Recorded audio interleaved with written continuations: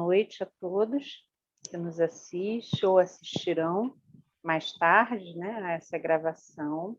Mais uma vez também gostaria de agradecer esse convite e realmente aceitei de forma muito carinhosa, porque nos fala o coração sempre essa oportunidade de falar sobre o Evangelho do Cristo e com companheiros afetuosos, companheiros dedicados ao trabalho do Cristo, que estão aí comemorando 30 anos de fundação da sua instituição. Não é pouca coisa, muitos já passaram por essa instituição, muitos foram abençoados, né, nesse espaço físico e espiritual, sobretudo. Então, é uma grande alegria poder fazer parte dessa comemoração. Sinto meu coração em festa, realmente. É uma festa essa que se estende também para o meu aniversário, que também é nos próximos dias, quase junto com a casa. Então, é uma grande alegria fazer. Estou um pouquinho só mais velha que a casa, né? Então, agradeço muito, compartilho com vocês essa alegria e gostaria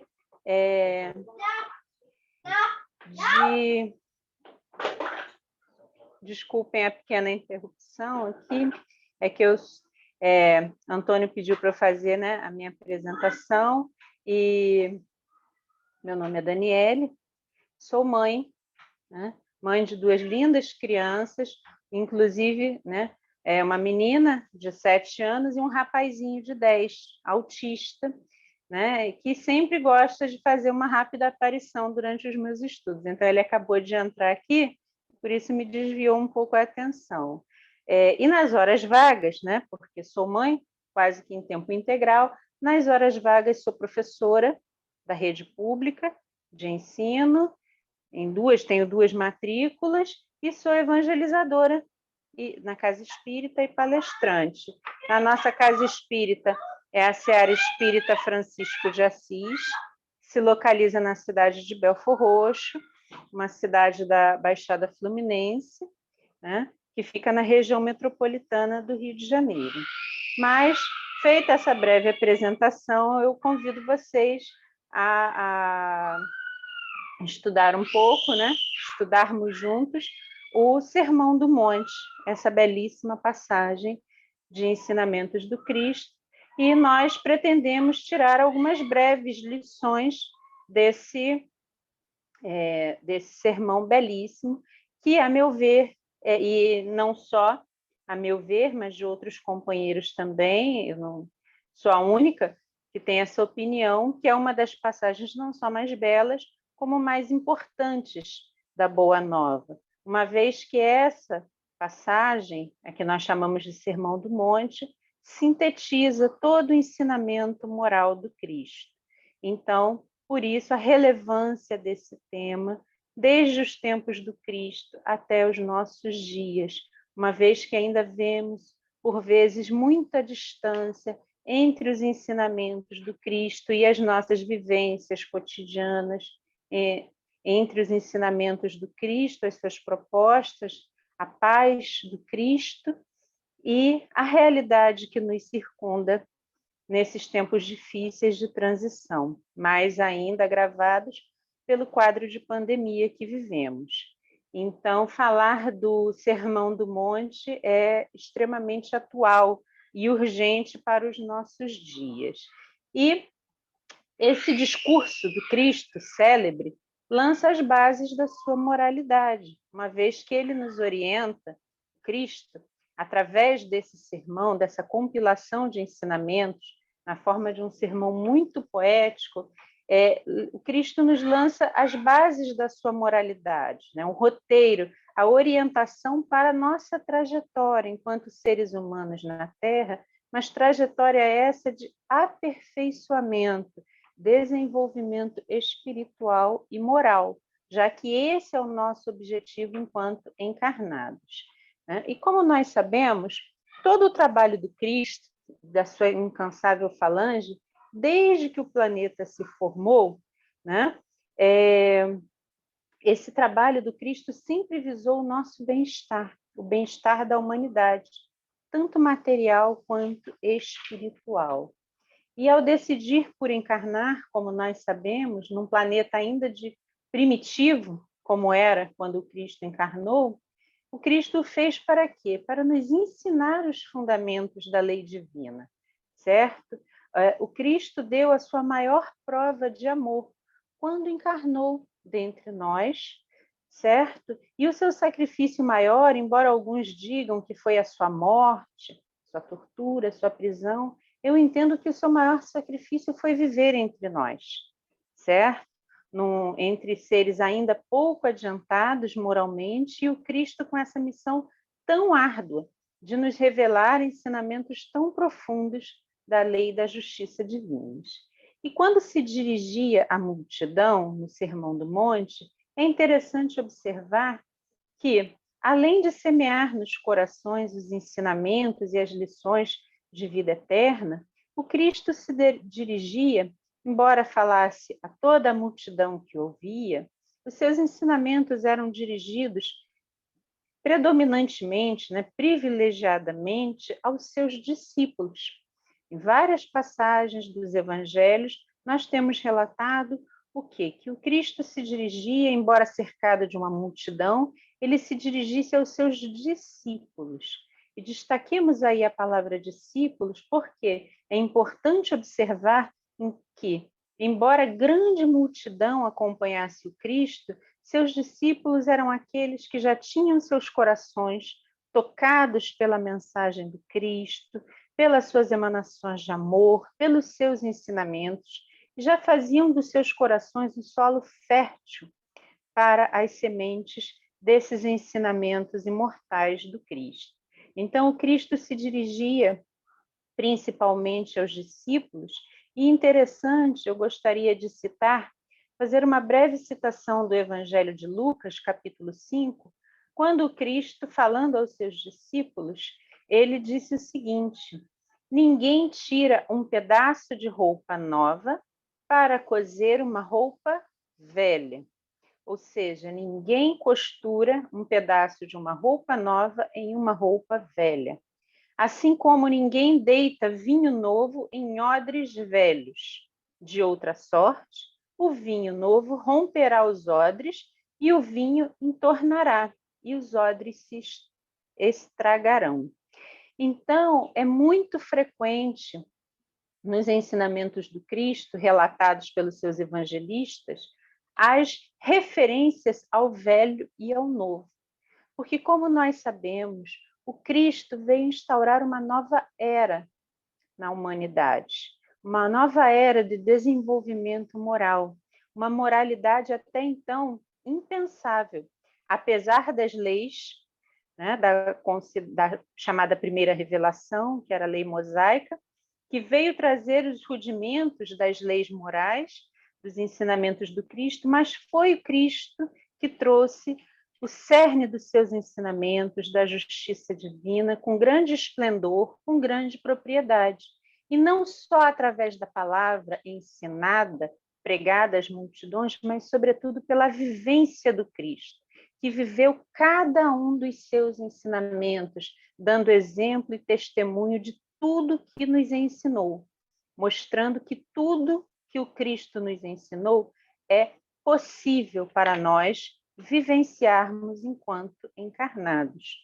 Então, o Cristo, quando fala do pedaço de roupa nova que não pode ser costurada sobre a roupa velha, o Cristo nos fala desses novos ensinamentos, dessa nova moralidade que não pode ser construída, que não pode ser costurada sob o homem velho, que somos todos nós, que precisamos nos empenhar neste processo de renovação moral, que até hoje se passa e se implanta no nosso planeta. Então, o Cristo nos convida a nos renovar para receber esse vinho novo, esta roupa nova, certo?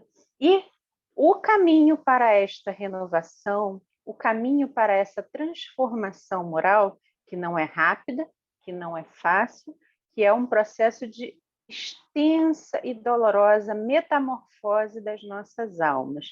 Este processo é apontado pelo Cristo através do Sermão do Monte, onde ele nos dá todos os indicativos das virtudes a serem alcançadas para o nosso desenvolvimento e aperfeiçoamento moral. Então, analisando os ensinamentos do Cristo, que são esta boa nova, esta roupa nova, este vinho novo, né? O Cristo nos convida, como seres humanos encarnados, a esta renovação, que é o objetivo das sucessivas encarnações. Sabemos que não estamos na Terra a passeio, não estamos para a diversão, não estamos para a felicidade fortuita, a felicidade advinda dos prazeres materiais e efêmeros. Sim, nós estamos na Terra para a felicidade fruto do bem comum, do bem maior, da paz com o Cristo. E essa paz nem sempre é de fácil alcance, de fácil vivência para nós. É uma paz, às vezes, difícil de ser alcançada, por isso tão importante e meritória. Então, o Cristo nos convidando a essa renovação, que é o único caminho para a felicidade maior, ele se dirige aos seus discípulos, tanto aqueles que o assistiam no monte, quanto a nós hoje, que através do Evangelho que chegou a nós, pelo registro dos evangelistas, no caso do Sermão do Monte, nos chegou através do relato de Mateus e de Lucas. E interessante, um pequeno parêntese, que no Evangelho de Lucas, capítulo 6, quando introduz a fala do Cristo, que ficou conhecida como Sermão do Monte, Lucas nos conta que o Cristo caminhava com os seus discípulos, além de uma grande multidão. Novamente, destaque-se aí que o Cristo caminhava com uma multidão, sobretudo de doentes e perseguidos espiritualmente, atormentados por espíritos, mas com aqueles que já se diziam seus discípulos, seus seguidores, aqueles que estavam prontos para adentrar a difícil experiência da vida com Cristo. E difícil pela nossa imperfeição ainda, né? E aí, Lucas nos relata que todos que procuravam, todos que se aproximavam, procuravam tocar o Cristo, porque dele, e eu achei belíssima a expressão, Lucas afirma que todos procuravam tocar-lhe porque dele saía virtude. O Cristo foi na Terra todo virtude, todo exemplo, todo ensinamento para nós. Este é o objetivo da vinda do Cristo, ensinar-nos as virtudes que nós deveríamos alcançar, ensinar-nos o caminho da perfeição, ainda encarnados, ainda imperfeitos, ainda impuros. Então, desta forma, o Cristo, que era todo virtude, veio nos ensinar as virtudes. E ele nos ensinou 8 virtudes principais a serem vivenciadas por cada um de nós na existência. E aí nós vamos iniciar fazendo uma breve leitura com comentários do texto que recebeu o nome de Sermão do Monte. E, infelizmente, o tempo é curto, serão comentários realmente breves para que nós possamos respeitar o tempo, mas não fugir às principais lições e ensinamentos contidas em cada uma das bem-aventuranças propostas pelo Cristo.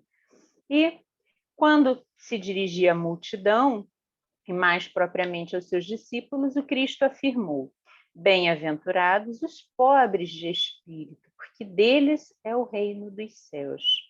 Vejamos a beleza dessa construção em que o Cristo nos faz uma proposta de felicidade, de bem-aventurança, sob uma certa condição, que é o que ele chamou a seu tempo de pobreza de espírito, porque há uma condição aqui: aqueles que forem pobres de espírito, desses será o reino dos céus.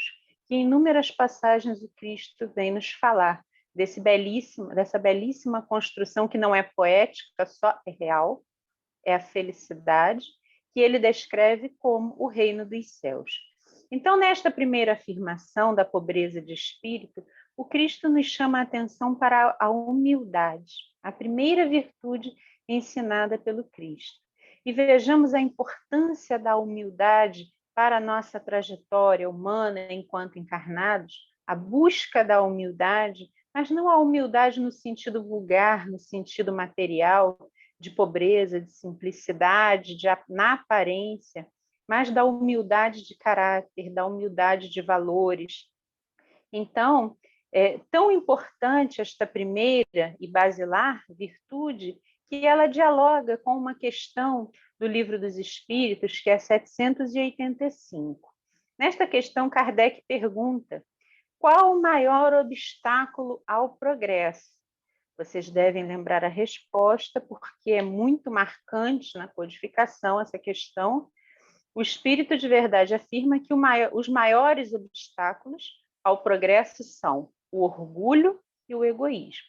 Então, quando Cristo nos ensina como primeira virtude a humildade, ele nos está mostrando a importância de retirar esse primeiro e grande obstáculo ao nosso progresso moral, que é o orgulho, uma vez que ele nos apresenta a humildade como o contraponto ao orgulho, que é uma das principais, mais importantes chagas da humanidade hoje, maior empecilho ao nosso progresso.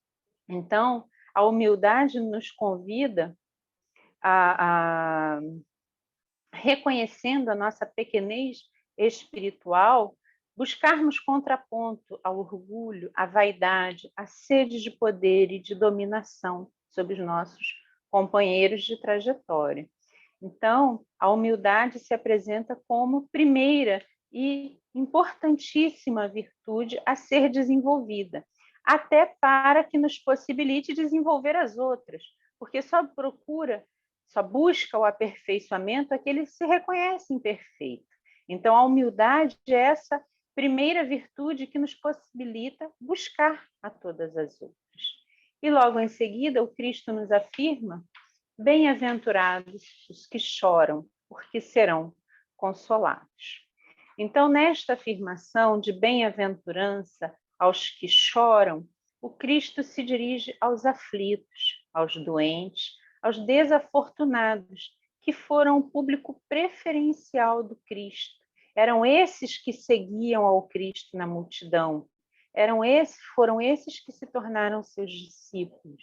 Então, a esses o Cristo se dirige e diz que bem-aventurados os aflitos, os que choram, porque serão consolados. Quando faz tal afirmação, o Cristo não diz que cessarão os sofrimentos. Infelizmente, o sofrimento e a dor física e moral fazem parte da nossa condição espiritual. São quase que uma necessidade da nossa trajetória quando encarnados. Mas o Cristo diz que aquele que chora será consolado. Mas quando fala, o Cristo não se refere só ao sofrimento, também de forma simples. Os ensinamentos do Cristo são cheios de sutilezas a serem compreendidas. Então, quando Cristo fala do sofrimento, ele não fala do sofrimento puro e literal, que apenas nos faz sofrer, se esse sofrimento não tiver resultados e desdobramentos no plano moral. Então, se todos que sofrem fossem bem-aventurados, a Terra já seria um mundo de espíritos bem mais evoluídos, porque o que mais há no nosso planeta, infelizmente, ainda é o sofrimento.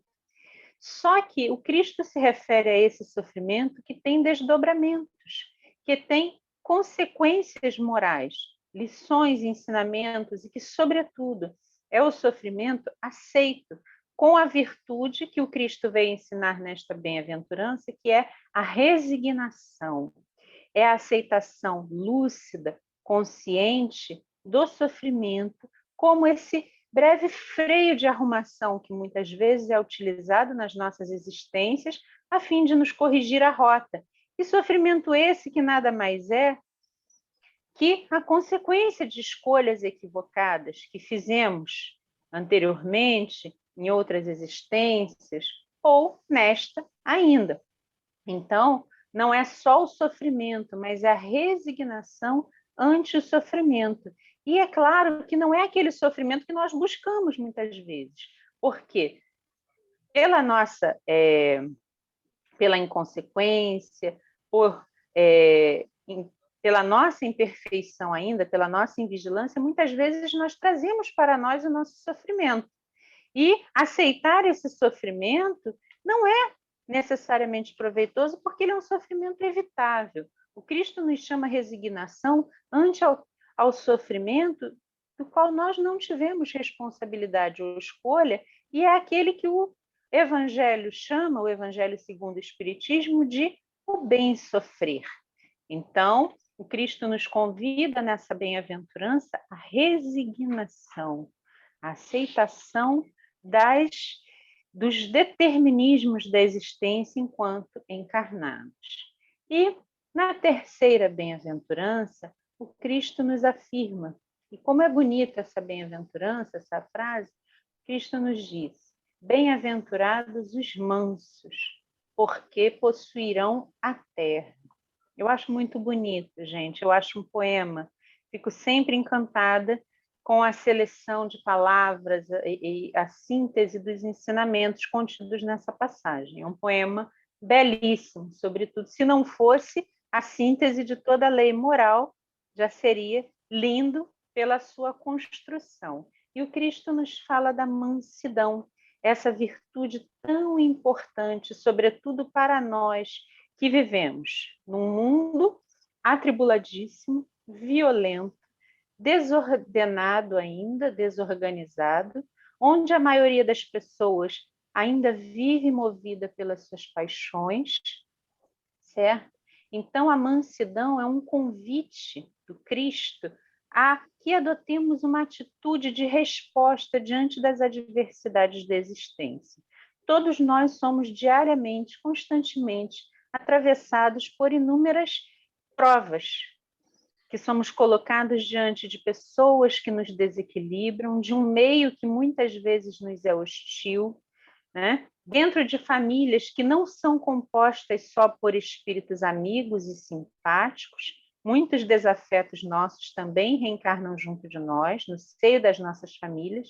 Então, o tempo todo nós estamos vivendo uma espécie de bombardeio, né? Um bombardeio simbólico, um bombardeio espiritual, onde as tentações, a violência, o materialismo nos convidam à agitação, à agressividade, à impaciência, à ansiedade e à vivência das nossas paixões mais primitivas, do orgulho, do egoísmo, da vaidade. Então, o Cristo nos fala da mansidão como a atitude que nós devemos cultivar ante todo esse bombardeio de provas, expiações e toda sorte de vivências e de adversidades com que nós temos contato.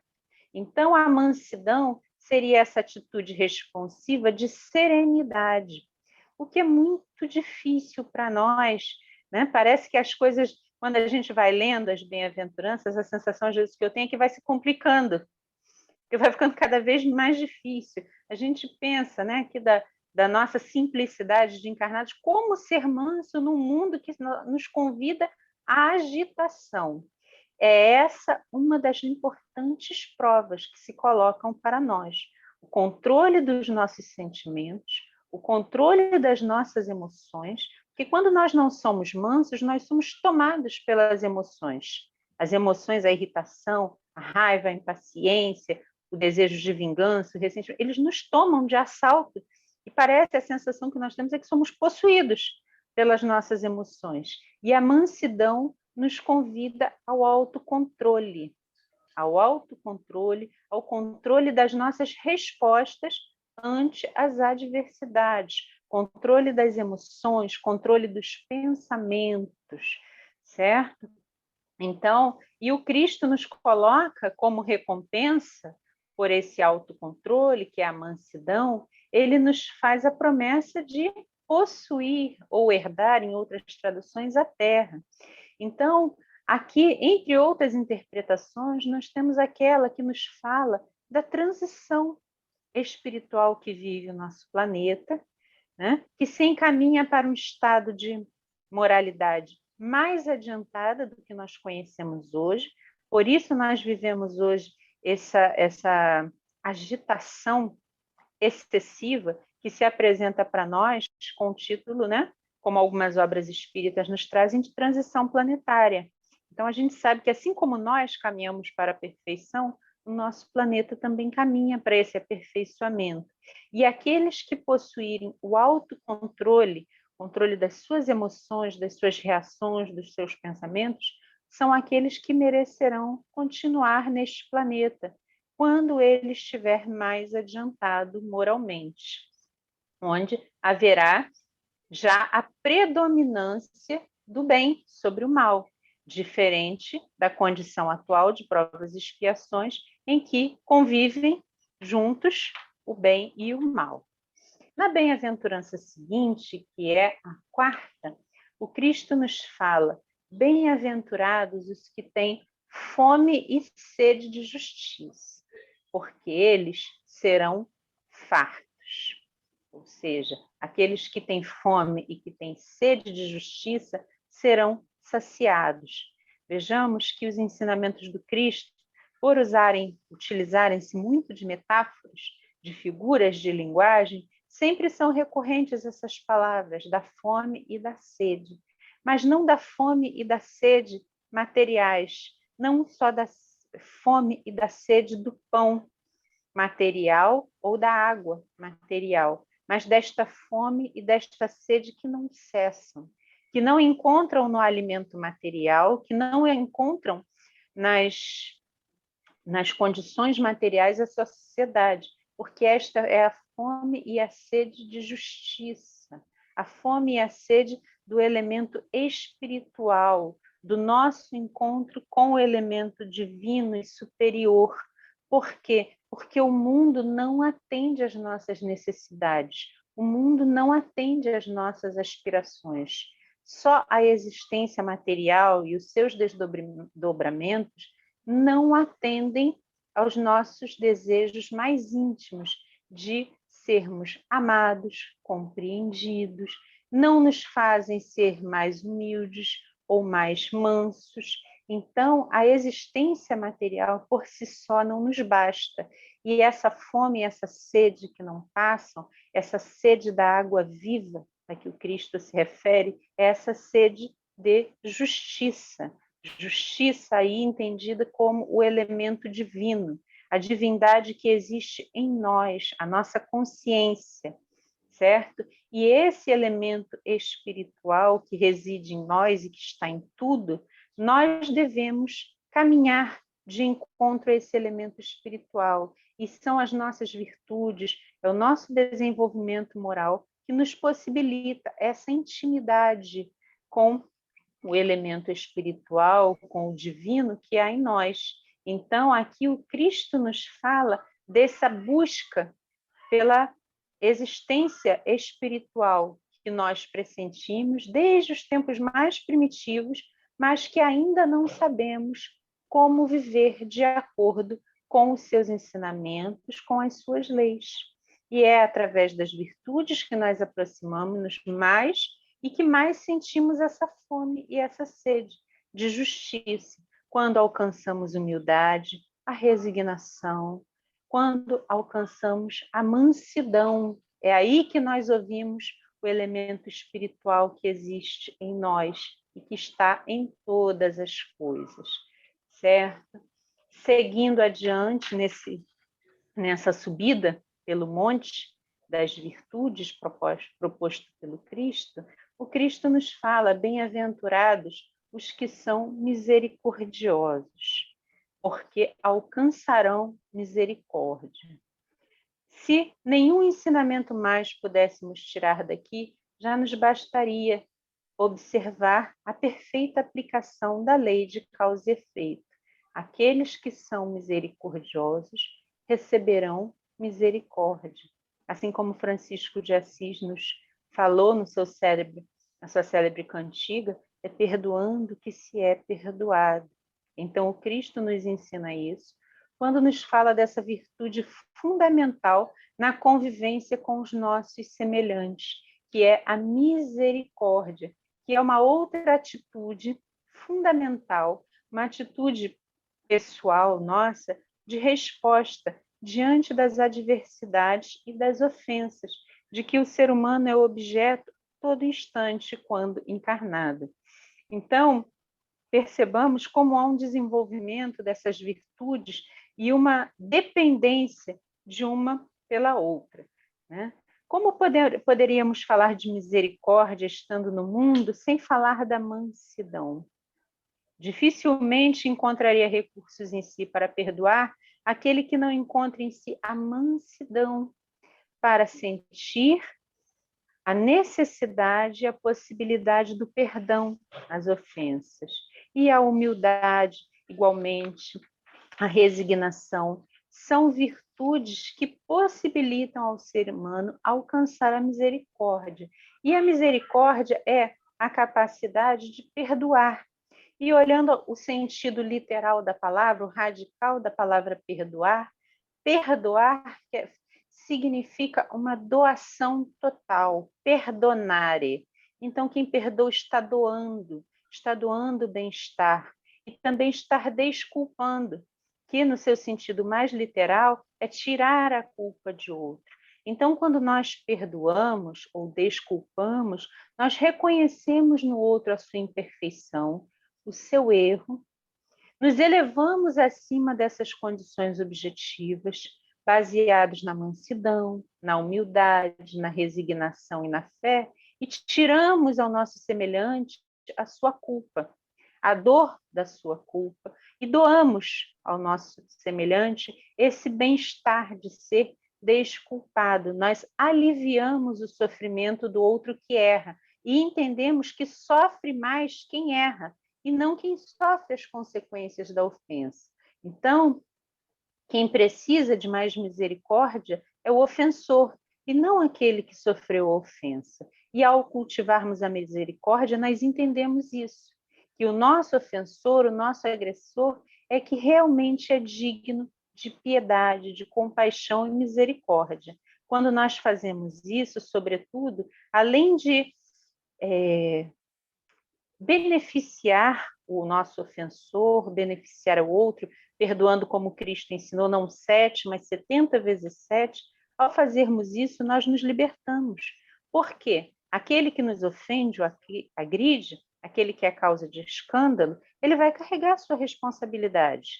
E ele só vai estar bem quando ele estiver quites com a justiça divina. Quando ele responder as consequências do seu erro, da sua ofensa, do seu escândalo. Mas quando nós perdoamos, nós nos libertamos dessa ofensa, do peso dessa ofensa, do sofrimento, do ressentimento, do desejo de vingança. Então, ao desculpar, nós não tiramos a responsabilidade do outro, mas tiramos a sua culpa, nos libertamos e desvinculamos daquele sofrimento, deixando apenas ao ofensor a responsabilidade sobre os seus atos. E assim nós seguimos, sem ressentimento, sem ódio, sem desejo de vingança, e alcançamos a sexta bem-aventurança. É aquela que nos fala: bem-aventurados os limpos de coração, porque verão a Deus. Vejamos o nível desse ensinamento, a grande profundidade, quando Cristo nos afirma que bem-aventurados são os limpos de coração. O que são os limpos de coração? O coração é, para o Cristo e na nossa cultura, a sede dos sentimentos. Então, estando nós vestidos de humildade, resignação, fé, mansidão e misericórdia, nós teremos alcançado uma condição de pureza dos nossos sentimentos, de aperfeiçoamento moral, capaz de nos libertar dos sentimentos inferiores que fazem sofrer a nós e aqueles que nos cercam. Então, o Cristo se refere ao coração como sede do sentimento, e é essa casa interior que nós devemos limpar. Nós não temos... Existem algumas traduções que nos falam da pureza de coração, mas eu prefiro a da limpeza, porque a limpeza nos fala de um esforço, de uma ação promovida por nós mesmos, não sem sacrifício, de tirar do nosso coração sentimentos e emoções ainda inferiores. Nós não alcançamos essa condição sem sacrifício, sem esforço, mas Esse é o caminho ensinado pelo Cristo. Então, o Cristo nos ensina nessa bem-aventurança a espontaneidade, a sinceridade dos nossos sentimentos verdadeiros, das nossas emoções mais puras, sem dissimulação, sem simulações, sem desconfiança. Não é à toa que para esta bem-aventurança o Cristo usa a comparação com a criança, que é o símbolo da pureza para o Cristo, que é como nós devemos nos fazer diante da existência, simples e puros como a criança, tomada como símbolo de pureza, não no seu sentido literal. Vale lembrar uma afirmação do Cristo, uma outra passagem belíssima relatada por Lucas, que nos diz o seguinte: quando Cristo fora chamado para jantar com alguns fariseus, os fariseus perguntaram a ele por que ele não lavou as mãos antes da refeição, que era um ritual praticado pelos fariseus, né, da época. E aí o Cristo, não fazendo elogio à falta de higiene, é claro, mas o Cristo tira daí um importante ensinamento quando ele nos fala: vós outros, fariseus, pondes grandes cuidados em limpar o exterior do copo e do prato, o que era um costume, uma tradição judaica. Entretanto, o interior dos vossos corações está cheio de rapinas e iniquidades. Então, aqui, o Cristo faz a comparação entre a interioridade e a exterioridade. Nesta bem-aventurança, ele nos afirma que o que mais importa não é o exterior, não é a limpeza do corpo, não é a limpeza das mãos, não é a limpeza só das palavras, do que sai da boca, mas é a pureza e a limpeza do que está no nosso coração, no nosso interior. Então, que o nosso exterior e o nosso interior sejam uma coisa só, verdadeira, espontânea. E aí, na sétima bem-aventurança, estamos chegando ao alto do monte, está difícil para nós, tão distante já da nossa realidade. O Cristo nos afirma: bem-aventurados os pacificadores, aqueles que promovem a paz, porque eles serão chamados filhos de Deus. E é importante destacar essa fala, e eu acho particularmente importante nos tempos difíceis que nós atravessamos, tempos de ódio, de dureza dos corações, de recrudescimento dos costumes, de várias das paixões que julgávamos já termos superado. Então, pacificador é aquele que gera paz em torno de si, é aquela pessoa que alcançou a virtude do altruísmo, da caridade, altruísmo que é o oposto do egoísmo. Lembra que lá no início nós falamos dos dois grandes obstáculos ao progresso: o orgulho, superado pela humildade, e agora o egoísmo, superado pelo altruísmo. Então, ser pacificador não é só ser uma pessoa mansa, uma pessoa que fala tranquilo, que fala baixo, que fala suave, que tem boa fala, boa aparência. O pacificador é aquele que promove a paz, que alcançou a paz do Cristo e que a compartilha com os seus semelhantes, que vive em função da paz, ou seja, do bem-estar alheios. E não pensemos que ser um pacificador é só para os grandes espíritos, espíritos superiores, aqueles grandes nomes que nós conhecemos ao longo da história. O Cristo não nos proporia nada que nós não pudéssemos alcançar.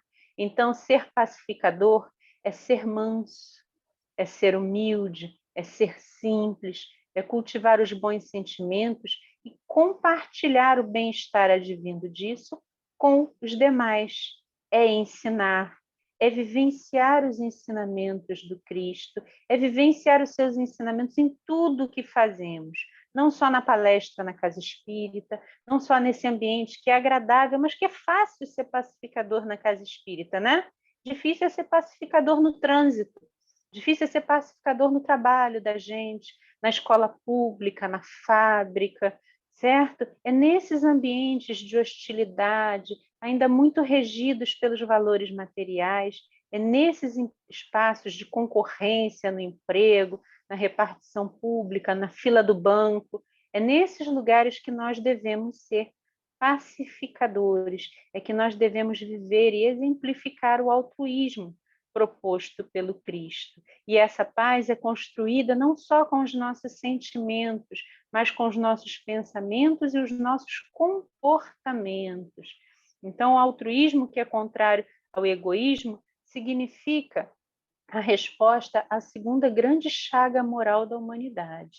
Então, só é possível para aqueles que já cultivam as virtudes anteriores. Então, nós vemos aí que há um crescente, uma gradação nesses ensinamentos do Cristo, que parte das virtudes mais simples para as mais complexas, né? De uma forma pedagógica para nos ensinar e nos possibilitar a vivência destas virtudes. E na última grande bem-aventurança, o Cristo nos afirma: bem-aventurados os que sofrem perseguição por causa da justiça, porque deles é o reino dos céus.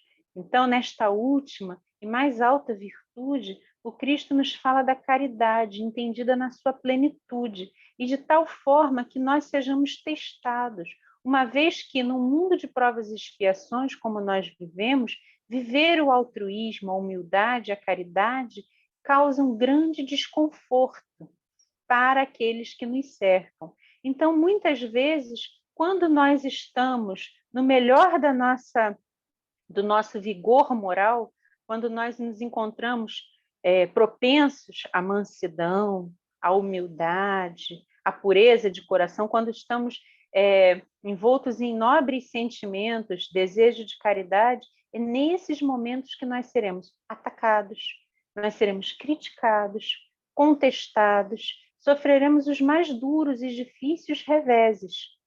Não porque o Cristo não nos recompensa o esforço, pelo contrário, mas é que a recompensa vem mais tarde, depois de passado o teste. E o teste é essa perseguição por causa da justiça, por causa do devotamento ao amor, ao próximo. Nós podemos perceber que ao longo da história, todos os grandes vultos do Evangelho, todos os grandes pacifistas, todos os grandes benfeitores da humanidade, os espíritos mais nobres que reencarnaram entre nós, foram perseguidos, foram humilhados, foram testados no seu amor e no seu devotamento à justiça.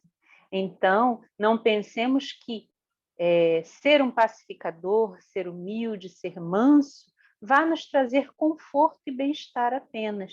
O conforto e o bem-estar são o reino dos céus.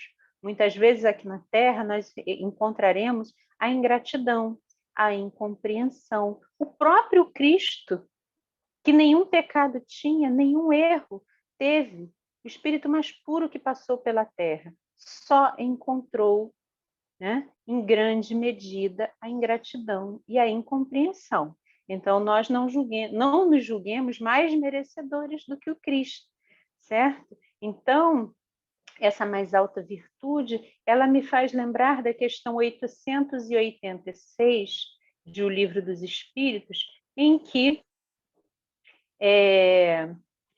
Kardec pergunta qual é a mais alta, como deve ser entendida a virtude, sobre o que é virtude.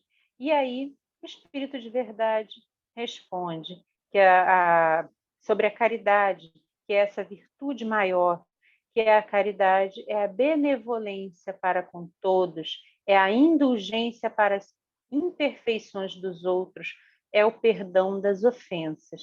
Então, nós vemos nessa resposta aqui práticas como a benevolência, a indulgência e o perdão das ofensas que já estão expressos nas bem-aventuranças ensinadas pelo Cristo. E também, quando Kardec pergunta sobre qual a mais importante, a mais meritória de todas as virtudes, embora no Livro dos Espíritos afirme-se a prevalência da caridade, o Espírito de Verdade, na questão 893, nos afirma que todas as virtudes têm seu mérito próprio, porque todas indicam o progresso na senda do bem, ou seja, toda virtude resulta de progresso, de movimento, de esforço, de sacrifício. A virtude sempre na resistência voluntária ao arrastamento dos maus pendores. Então, sobretudo, a construção das virtudes ensinadas pelo Cristo, ela resulta de um esforço grande, sacrifício das nossas paixões, das nossas tendências, muitas vezes das nossas preferências e desejos, a benefício de resistência voluntária ao arrastamento dos maus pendores. Então, isso é virtude, é o sacrifício dos nossos maus pendores a benefício desse reino de Deus que nós buscamos encontrar. Buscamos encontrar fora de nós, buscamos encontrar num suposto céu para onde iríamos, para uma suposta colônia espiritual, para nós espíritos, mas na verdade o reino de Deus já está em nós e nós estamos nele. Então as virtudes são os mecanismos através das quais nós vamos imergir, né? Nós vamos retornar a esse reino de Deus, esse reino dos céus original que está dentro de todos nós. Não sem esforço, não sem sacrifício, mas com grandes recompensas. Recompensas essas resultado da prática do bem, da prática e da vivência, da humildade, da mansidão, da resignação, da fé, da caridade, da misericórdia, de todas essas virtudes propostas pelo Cristo e as únicas capazes de nos levar de encontro a esse reino dos céus. Eu agradeço muito a oportunidade de falar sobre o Sermão do Monte, que é um tema muito caro a mim, é um assunto que eu gosto muito de falar, acho muito bonito, muito desafiador e acho que é o caminho para a nossa felicidade. Caminho esse que a gente trilha dia a dia em tudo que faz. E, sobretudo, num tempo tão difícil, eu sempre falo muito disso, dessa época tão difícil em que nós vivemos, de dias muito sombrios, dias de muito sofrimento, de muita angústia. Encarnados e desencarnados padecem sofrimentos físicos, sofrimentos morais, que o nosso planeta atravessa por uma crise sanitária, crise de saúde pública e uma crise moral sem precedentes, né? Sem que a nossa geração ou as anteriores tenham conhecido tão graves vivências, certo? Como hoje, que é um dia feliz para a Casa Espírita, né? Para o GEAC, é um dia feliz para mim, que compartilho com vocês essa data, mas um dia em que tantos irmãos deixaram a Terra e retornaram à pátria espiritual, um dia em que quase 2.000 pessoas retornaram. Então, é um dia de muito sofrimento na Terra, eu me emociono muito ao falar disso, e vejo que falar das bem-aventuranças é mostrar que seres humanos nós seremos depois de passadas essas tormentas, passadas essas dificuldades, que seres humanos nós seremos para o planeta que existirá depois dessas tormentas, né? É muita responsabilidade, e é, sobretudo, muita responsabilidade conhecer o Evangelho, conhecer os ensinamentos do Cristo.